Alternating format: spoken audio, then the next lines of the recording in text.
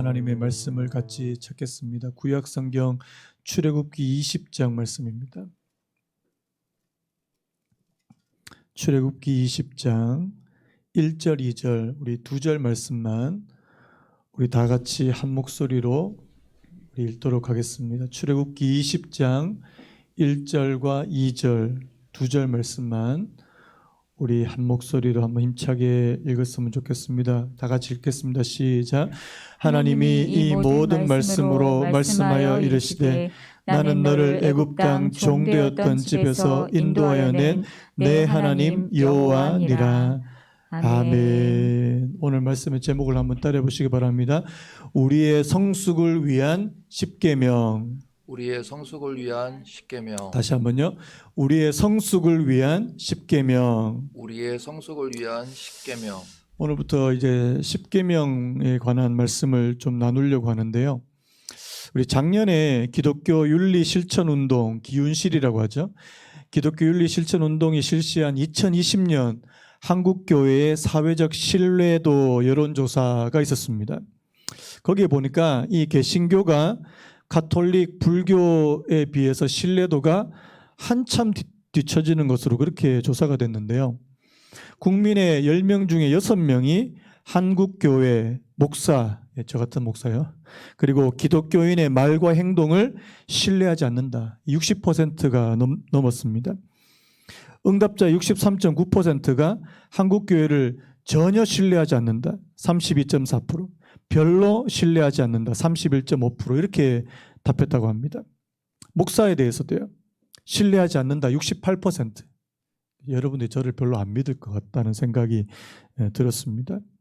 나아가서 개신교인들의 말과 행동에 믿음이 가는지 묻는 질문에도 65.3%가 별로 신뢰하지 않는다.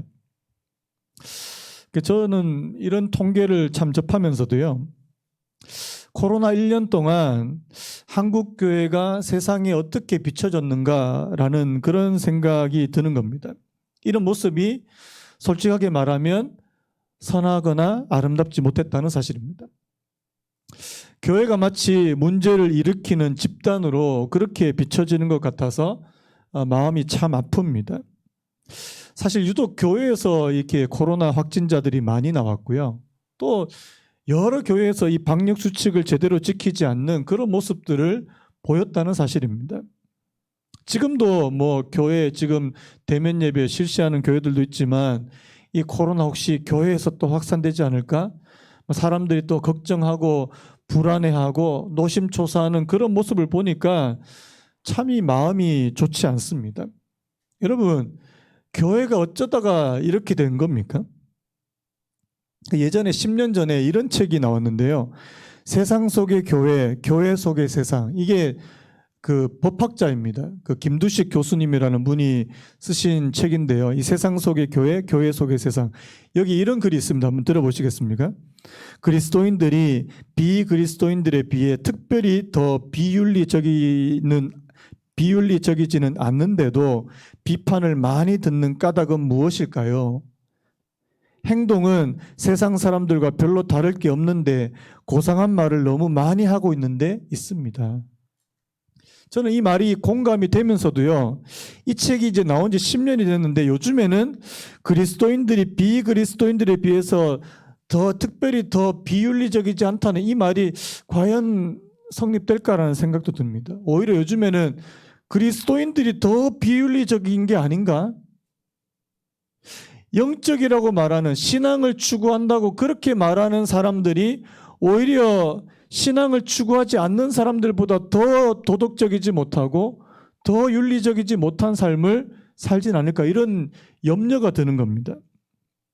또 들어보시기 바랍니다. 교회에서 배운 것은 있어서 머리로는 무엇이 옳은지 알지만 몸은 따르지 못하는 것입니다. 차라리 처음부터 몸이 원하는 대로 말하면 정직하고 편한데 수십 년간 교회 다니며 배운 것이 있는지라 그렇게는 못하고 그러다 보니 갈수록 말과 행동에 괴리가 커집니다. 세상과 똑같은 삶을 살고 있으면서도 괜히 남들과 다른 척 하려다가 보니 더 나쁜 평을 받을 수밖에 없습니다. 저는 이 말이요. 뭐 저희들한테 그냥 와닿는 말이 아닌가라는 생각이 들어요. 나 같은 목사 같은 사람이 가르치는 거는 맨날 하나님의 말씀을 가르치는데 사는 걸 보니까 뭐, 그래서 어떤 분이 우리 아빠 목사님인데 우리 아빠는 강단에서만 살았으면 좋겠다. 이러면 끝 아닙니까? 우리 집에서는 살지 말고 강단에서만 계속 사셨으면 좋겠다. 왜? 강단에서 하는 말은 천사의 말인데요. 강단에서 하는 말은 천사인데 그의 삶은 엉망이라는 거 말 아닙니까? 오늘부터 제가 이 십계명을 제가 가지고 온 이유는 뭐냐니까요. 여러분, 사실 십계명은 주일 학교 때부터 배우는 거 아닙니까? 신앙의 기초 중에 기초입니다. 근데 여러분, 기초도 안 돼 있는데요. 이 기초를 우리의 삶에 그대로 구현하지 못하면 무슨 소용이 있냐는 생각이 드는 겁니다. 여러분, 그 종교개혁자 루터가요, 그리스도인들에게 필요한 기독교적 기초를 이 5기둥이다 이렇게 표현했는데 그게 뭐냐니까 첫 번째가 십계명입니다. 두 번째가 신조, 사도신경을 말하고요. 세 번째가 주기도문, 네 번째가 세례, 다섯 번째가 성만찬입니다. 한번 따라 보시겠습니까? 십계명, 십계명, 두 번째 신조, 사도신경, 신조, 사도신경, 세 번째 주기도문, 주기도문, 네 번째 세례, 세례, 다섯 번째 성만찬. 성만찬. 이 중에서요, 십계명이 맨 처음에 등장하더라는 사실입니다. 우리가 잘 아는 웨스트민스터 교리문답, 그리고 하이델베르크 교리문답, 각가지 교리문답에서 이 십계명의 내용은 빠지지가 않는다는 사실입니다. 여러분 중에 아마 예수 믿는 사람들 중에 십계명 모르는 사람이 있을까? 다시 한번 말씀드립니다. 그냥 아는 정도 말고요. 그냥 십계명 1계명부터 10계명까지 외우라. 물론 요즘에 보니까 암기하시는 분들도 별로 안 계세요. 예전에는 뭐 주일 학교에서 막 달달달 암기시키고 그렇게 했는데 요즘에는 암기도 잘 안 돼요. 그런데 그렇게 아는 거 말고요.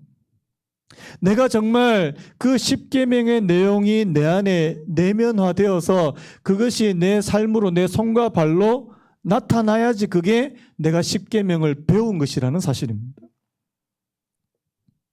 여러분 그 예전에 그 유명한 책 제목 있지 않습니까? 내가 정말 알아야 할 것들은 유치원에서 다 배웠다.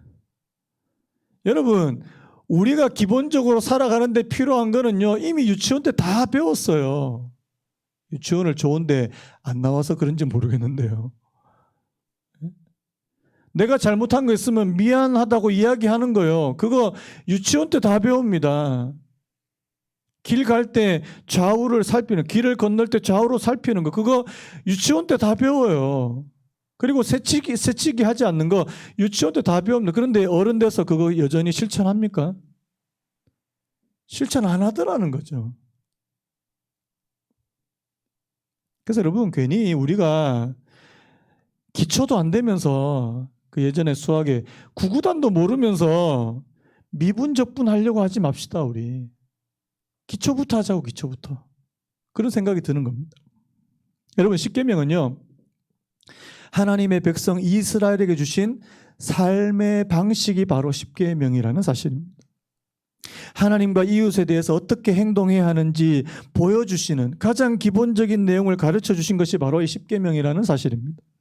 여러분 잘 아시는 성경에 두 가지 중요한 명령, 두 가지 계명이 있지 않습니까? 신명기 6장 5절에 보니까 너는 마음을 다하고 뜻을 다하고 힘을 다하여 내 하나님 여호와를 사랑하라. 한번 따라해볼까요? 마음을 다하고 뜻을 다하고 힘을 다하여 내 하나님 여호와를 사랑하라. 정말 중요한 계명이잖아요. 또 여러분 아시는 레위기 19장 18절에 원수를 갚지 말며 동포를 원망하지 말며 내 이웃 사랑하기를 내 자신과 같이 사랑하라. 나는 여호와니라. 또 중요한 계명이 뭐예요? 내 이웃 사랑하기를 내 자신과 같이 하라.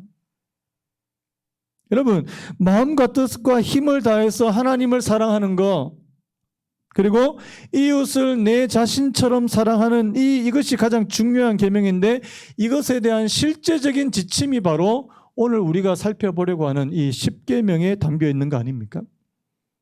여러분 하나님을 어떻게 사랑하죠? 하나님 외에 다른 신을 섬기지 않는 것, 하나님 외에 눈에 보이는 다른 우상을 만들지 않는 것으로, 하나님의 이름을 함부로 부르지 않는 것으로 그렇게 하나님을 사랑한다는 사실입니다. 이웃을 어떻게 사랑할까요? 이웃의 것을 탐하지 않고, 도적질하지 않고, 간음하지 않고, 죽이지 않고, 거짓말하지 않고, 이런 것으로 이웃을 사랑한다는 사실입니다. 여러분, 사실 이 십계명에 대한 이 오해 혹은 이 선입견들이 많은데요, 제가 그 십계명에 대한 오해를 두 가지 질문으로 한번 준비를 해봤습니다. 첫 번째, 십계명은 인간의 자유를 제한하고 억압하기 위해 주신 것이 아닌가? 많은 분들이 이제 이 계명이라는 말, 이 10가지 계명. 여러분, 보통 이 십계명을 이 명령이다, 지침, 법, 물론 이게 틀린 말이 아닙니다. 십계명은 명령으로 주신 거 맞습니다. 근데 여러분, 오늘날 우리 현대인들이 명령이다, 법이다, 법이요, 그러면은 굉장히 거북스럽게 여기는 경향이 있죠. 자, 애들한테 이것은 엄마의 명령이야. 그럼 애들이 막 기겁을 하고 싫어할 거예요. 명령이야, 이 말하고 엄마가 내한테 하는 말인데 이거하고는 다르지 않습니까? 여러분, 실제로 이 십계명을 보면 하지 마, 하지 말라는 말씀이 진짜 많거든요. 살인하지 말라, 간음하지 말라, 도둑질하지 말라, 거짓 증거하지 말라. 우리가 편하게 자유롭게 살아가는 꼴을 못 봐서 하나님께서요, 뭔가 우리의 자유를 제한하고 빼앗기 위해서 주신 것이 십계명이 아닌가라는 그런 오해가 생길 수 있다는 사실입니다. 그 철학자인데요, 그 김용규 박사님이란 분이 이런 말을 했는데 한번 들어보시기 바랍니다. 제가 이 자유에 대해서요, 어떻게 말씀하는지요. 십계명은 인간을 억압하고 구속하는 율법이 아니라 오히려 그 백성을 종되었던 땅 애굽으로부터 해방시킨 존재가 그들에게 보다 궁극적이고 절대적인 자유, 곧 하나님을 떠난 인간의 죄성으로부터 해방되는 자유를 부여하려고 내린 자유의 선언으로 이해되어야 한다. 또 계속 들어보십시오. 그래야만 십계명은 계명을 내리면서 나는 너를 애굽 땅 종되었던 집에서 인도하여 낸 너의 하나님 여호와라는 말로 자신을 일컬어 자유를 선사하는 자로서 다시 한번 강조하여 밝힌 하나님의 의도와 합의를 할 수 있다. 무슨 말입니까? 오늘 2절 말씀도 그렇잖아요. 나는 너를 애굽 땅 종되었던 집에서 인도했다, 해방시켰다. 자유를 주신 분이 또 십계명으로 이 사람들을 얽어매고 구속하기 위해서 주신 게 아니라는 겁니다. 또 여러분 잘 아시는요, 또한 자신과 복음을 부단히 구약과 연결하던 예수가 진리가 너희를 자유케 하리라고 한 말이나 형제들아 너희가 자유를 위하여 부르심을 입었으나 라고 말한 바울의 입장과도 모순 없이 연결된다. 여러분, 하나님께서 우리에게 하나님의 말씀을 주신 것은 우리를 자유하게 하시기 위함이다. 믿으십니까? 아멘. 여러분, 진정한 자유는 뭘까요?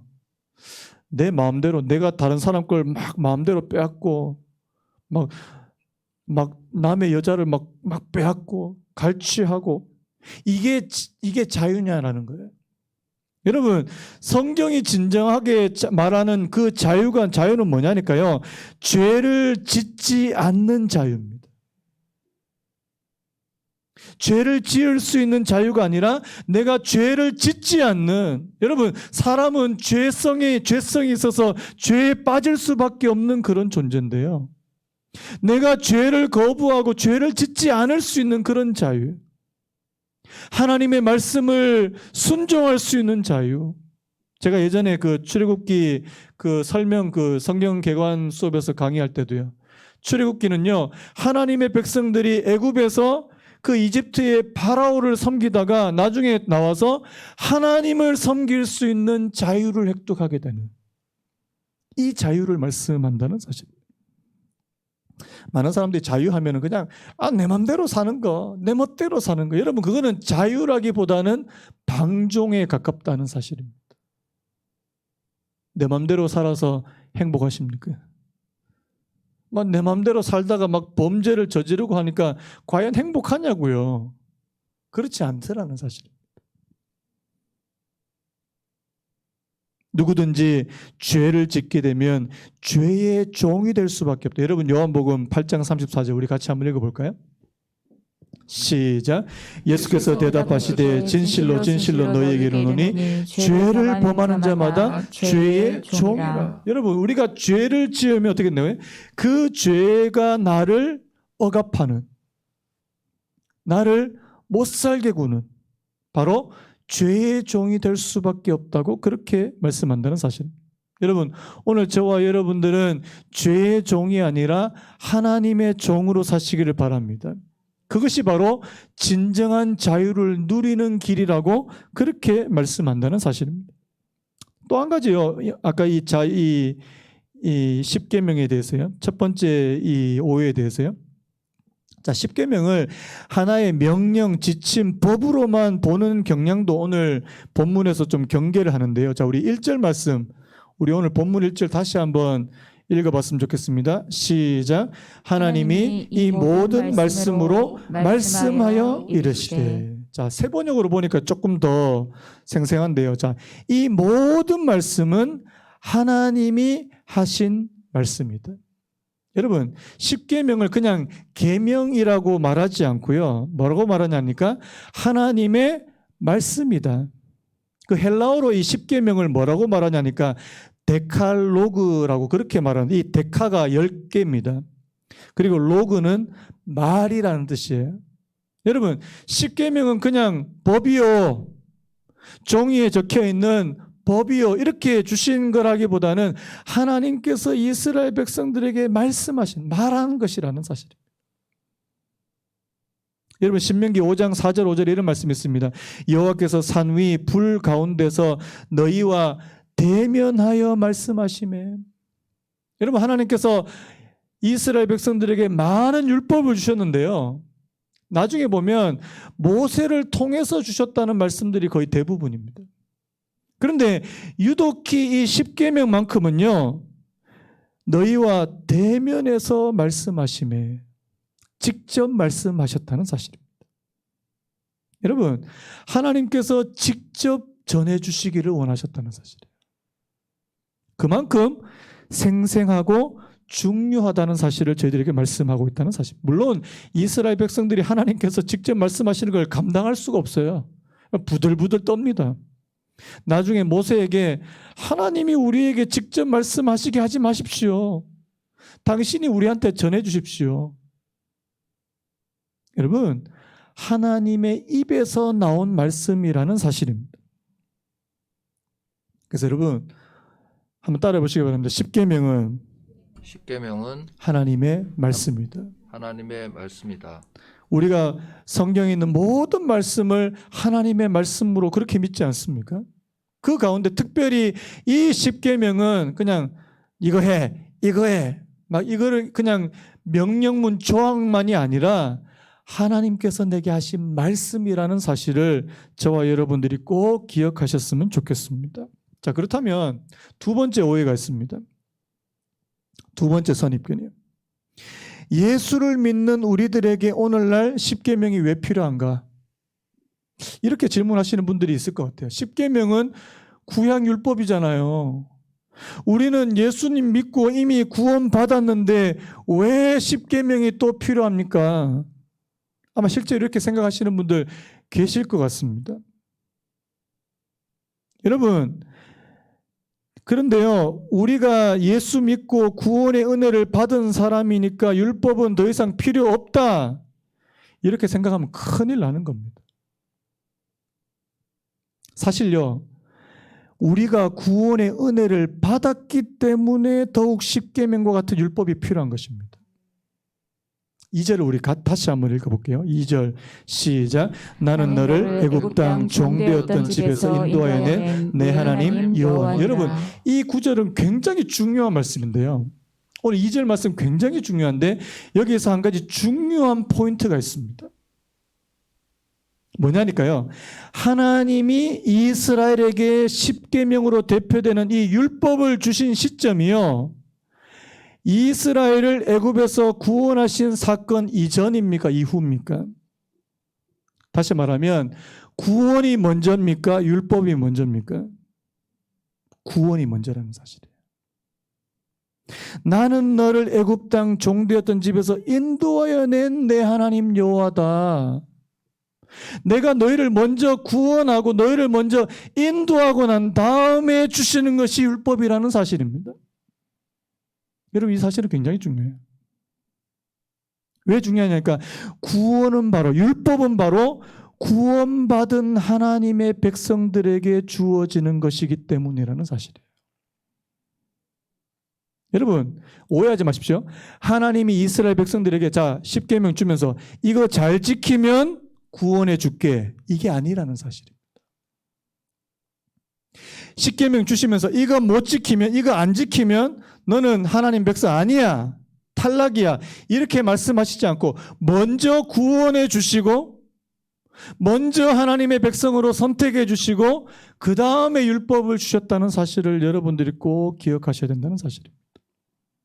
이미 구원의 은혜를 주신 이스라엘에게 율법을 주시면서 하나님의 백성답게 살아가라고 주신 것이 바로 십계명이라는 사실입니다. 그 종교개혁자 앞에서 루터도 이야기했지만 칼빈이 이런 말을 했는데요. 이 칼빈이 율법의 세 가지 역할에 대해서 말씀을 해주는 것을 보는데 이것도 굉장히 중요한 내용입니다. 첫 번째 한번 따라 보시겠습니까? 죄를 깨닫게 하는 역할. 죄를 깨닫게 하는 역할. 자, 우리 로마서 3장 20절 같이 한번 읽어볼까요? 시작. 그러므로 율법의 행위로 그의 앞에 의롭다 하심을 얻을 육체가 없나니 율법으로는 죄를 깨달음이니라. 여러분, 하나님께서 이 십계명으로 대표되는 율법을 주신 첫 번째 목적, 첫 번째 역할은 바로 우리의 죄를 깨닫게 해주시기 위함이라는 사실입니다. 여러분, 율법은요, 우리를 비추는 거울이다. 칼빈이 기독교 강요에서 그렇게 말합니다. 우리를 비추는 거울과 같은 역할을 한다. 율법을 통해서, 십계명을 통해서 우리는 스스로 구원에 이를 수 없는 존재임을 깨닫게 되고요.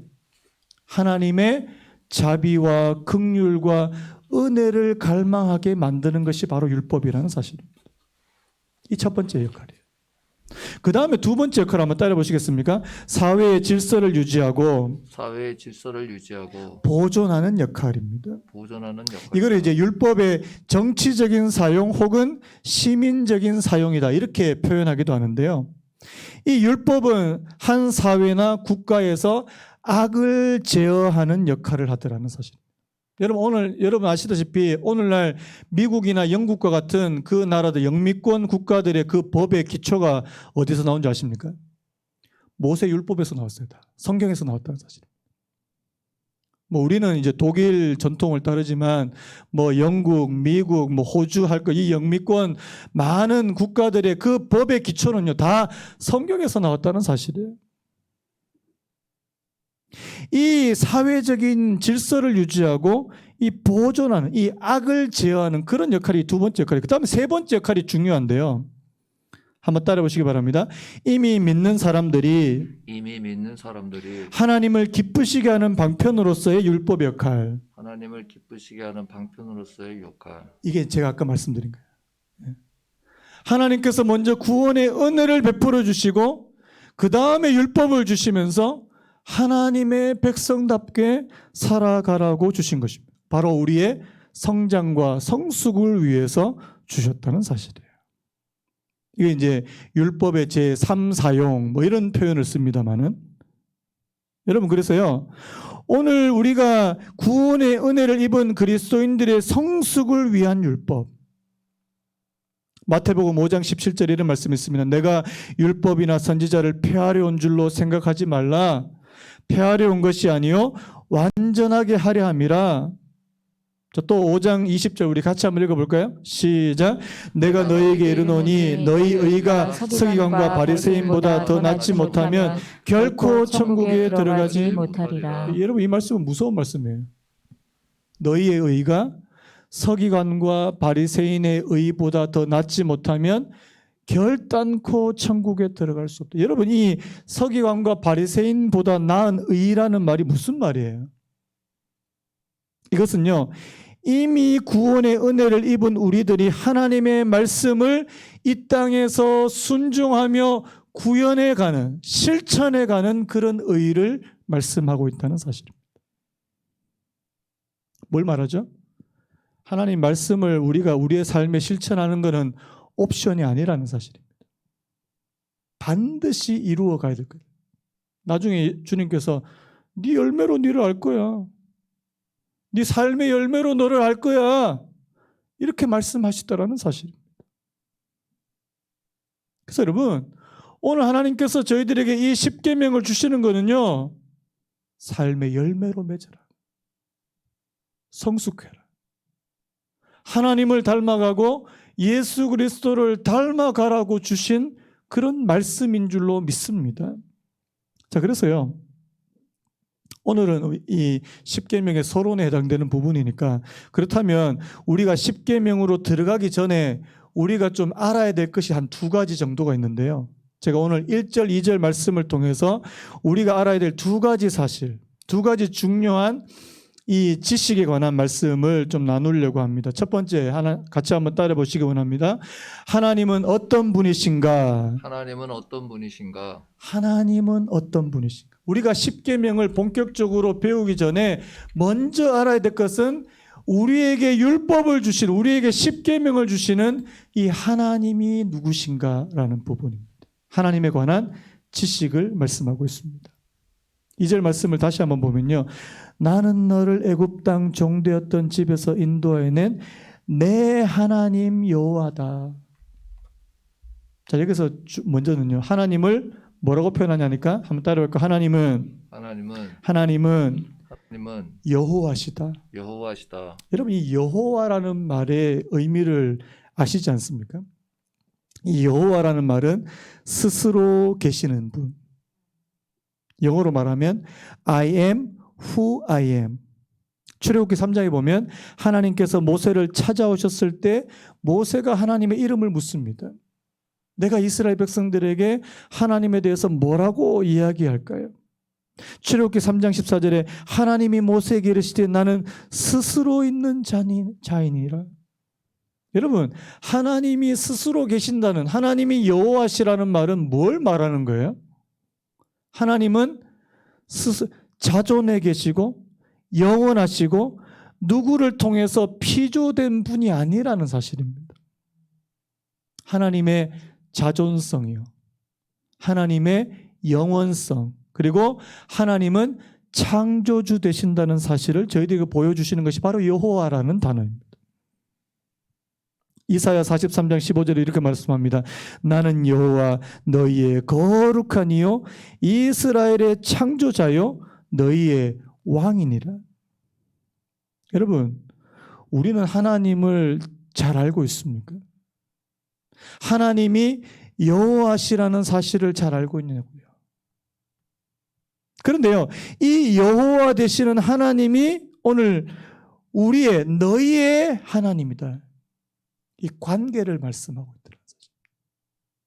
만물을 창조하시고 자존하시고 영원하신 그 하나님이 오늘 너희의 하나님 되기를 원한다, 우리의 하나님 되기를 원한다, 이렇게 말씀하시더라는 사실입니다. 또 한 가지는요, 한번 따라해볼까요? 하나님은 우리를 구원하시는 구원자시다. 자, 우리 신명기 26장 8절이요. 같이 한번 읽겠습니다. 시작. 여호와께서 강한 손과 편팔과 큰 위엄과 이적과 기사로 우리를 애굽에서 인도하여 내시고. 자, 어떻게 해요? 강한 손과 편팔과 큰 위엄과 이적과 기사로 우리를 애굽에서 인도하여 내시다. 오늘 말씀에도요, 나는 너를 애굽 땅 종되었던 집에서 인도하여 냈다. 이 말은 뭐예요? 구원하셨다는 말씀입니다. 여러분 출애굽기 보시면요, 하나님이 이스라엘 백성들을 구원하시기 위해서 이 이집트 땅에 엄청난 재앙을 쏟아붓는 것을 볼 수 있습니다. 10가지.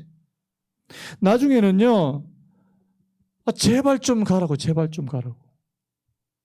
저는 그 출애굽기에 나오는 그 10가지 재앙을 보면서 무슨 생각이 드냐니까요.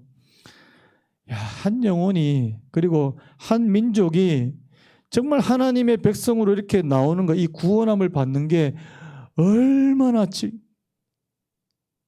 나중에 이 바로가 이스라엘 백성들 못 가게 얼마나 막는지요. 여러분, 그 요즘에 우리 중등부 아이들이 그 철로역전 같이 공부하고 있는데요.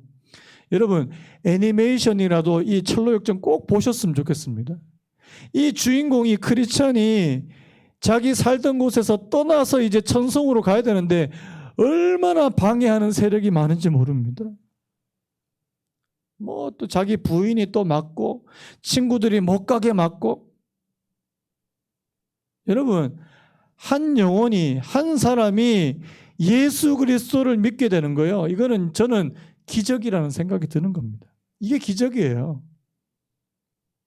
자, 다시 한번 질문. 그렇다면 우리는요, 하나님을 압니까?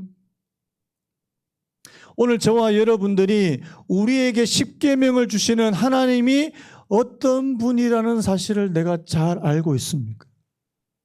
머리로만 아는 거 말고요.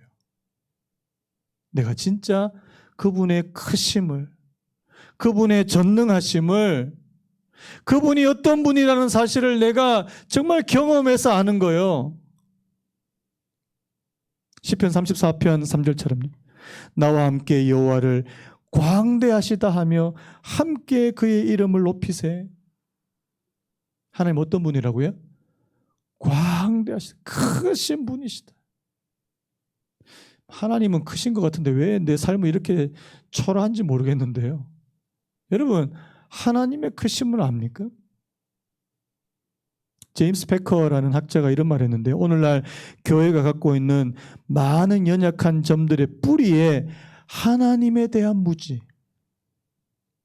하나님의 도, 하나님과 교통하는 일에 대한 무지가 자리 잡고 있다, 이렇게 말했습니다. 우리 하나님에 대해서 너무 무지하지 않습니까? 하나님 잘 몰라요. 그냥 교회에서 뭐 하나님 이렇다 그러니까 그런가 보다, 그거 말고요. 정말 내 삶에서 하나님은 어떤 분이신가라는 거예요. 하나님은 내게 어떻게 다가오시는가, 어떻게 역사하시는가, 어떻게 일하시는가, 이거요, 이거. 이 하나님을 아는 지식이에요. 그걸 알면 그 하나님이 내게 뭘 주신다고요? 10가지 말씀을 주신대요.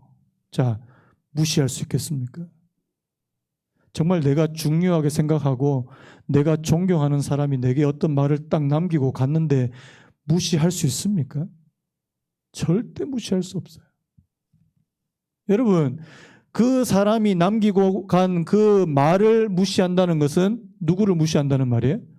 그 사람을 무시한다는 말입니다. 하나님께서 온 우주 만물을 창조하시고 우리를 구원하시고 영원하시고 자존하신 그 하나님이 우리에게 10가지 말씀을 남겨주셨는데 그것을 무시한다는 것은 바로 하나님을 무시하는 것이라는 사실입니다. 그래서 여러분, 우리가 10계명 그냥 1계명 2계명 이거 공부하기 전에 하나님이 어떤 분이신지 다시 한번 묵상하기를 원합니다. 하나님이 어떤 분이신지. 그 다음 두 번째요. 한번 따라할 거예요.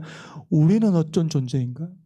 우리는 어떤 존재인가? 우리는 어떤 존재인가 알아야 된다, 사실. 2절 앞부분을 다시 한번 보면요. 나는 너를 애굽 땅 종되었던 집에서. 여러분, 이스라엘의 과거 상태는 어떻습니까? 종이었다는 사실입니다. 이집트라고 하는 거대 제국의 노예, 종이었다는 사실입니다. 그런데 하나님의 크신 은혜로 이 노예 상태에서 어떻게 해요? 하나님의 백성으로요. 신분이 변화되었다는 사실입니다. 우리도 마찬가지잖아요. 우리도 예전에는 이스라엘처럼 세상에 속해 있고 세상의 종으로, 죄의 종으로 있다가 어떻게 해요? 구원함을 받은 그 에베소서 2장 3절 말씀처럼 전에는 우리도 다 그 가운데서 우리 육체의 욕심을 따라 지내며 육체와 마음에 원한 것을 하여 다른 이들과 같이 본질상 진노의 자녀였더니 우리의 과거 상태가 뭐라고요? 본질상 진노의 상태, 진노의 자녀.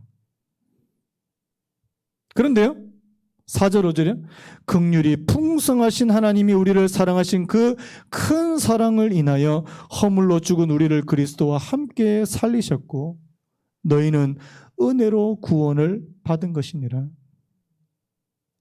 뭐가 바뀌었다는 겁니까? 신분이 바뀌었다는 거예요.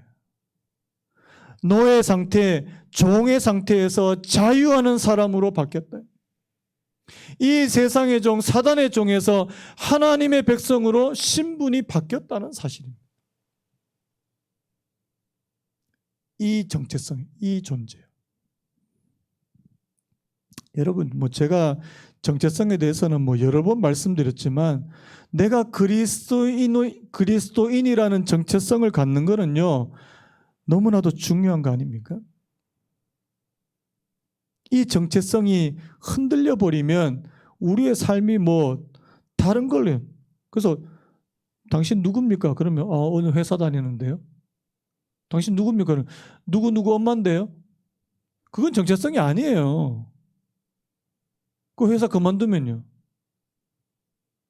여러분, 내가 정말 하나님 앞에서 어떤 정체성을 가지고 있느냐가 굉장히 중요한 거 아닙니까?